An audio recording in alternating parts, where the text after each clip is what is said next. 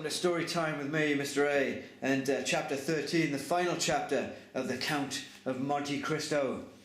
Chapter 13, entitled Wait and Hope.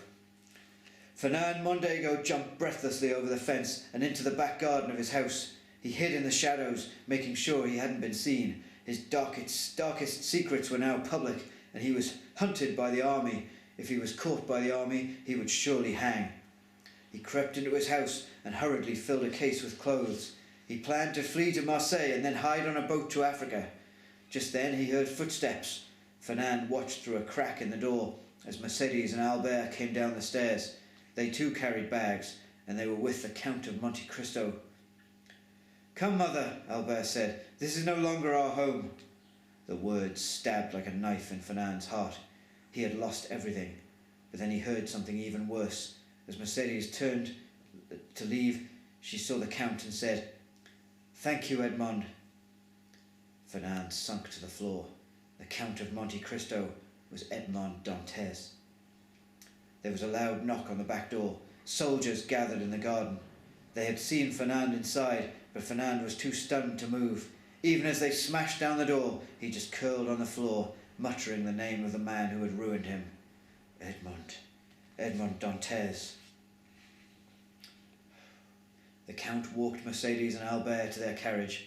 He heard the commotion inside the house, but he didn't care. His obsession with revenge had already gone too far, almost killing poor Albert.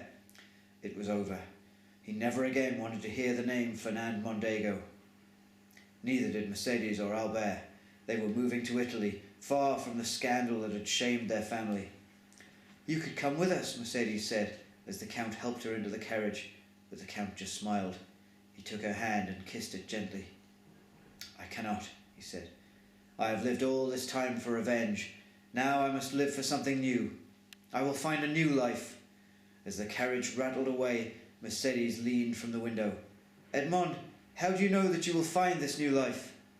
The Count closed his eyes, feeling the warm winter sun soothe his pale skin. "I will wait," he said.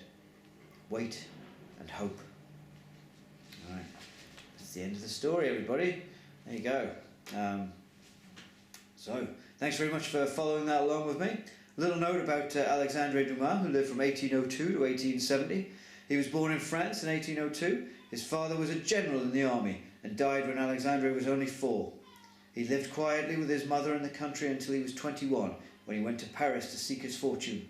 Dumas became famous as a writer of plays and books, including The Count of Monte Cristo and The Three Musketeers, which you've probably heard of. He was one of the first authors to write lively, exciting historical stories and combine them with romance and adventure. Alright, so do seek out The Three Musketeers as well, because that's another great story. Meantime, thanks very much for watching, and I'll be back again tomorrow with a new story, which I think is going to be King Solomon's Mines. So I'll see you tomorrow for the start of that. Meantime, have a great day, everybody. Goodbye.